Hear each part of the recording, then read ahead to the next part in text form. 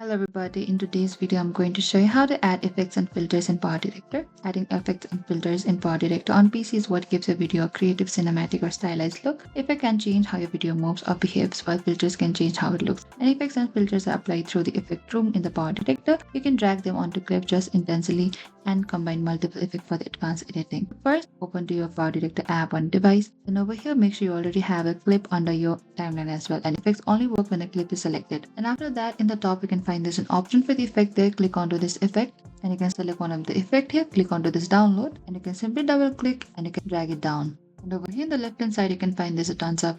On the left hand side, what you can do is you can scroll all the way to the bottom until you find to this filters and LUTs as well. Then you click one of the filter that you prefer onto this clip here. And you can do the same, click onto this download and simply double click and drag it down. And that is it. This is how you can add effects and filters in PowerDirector. Thank you for watching this video. I hope it could help you. If you have any queries or confusion, please comment down below and we will reach out to you very soon.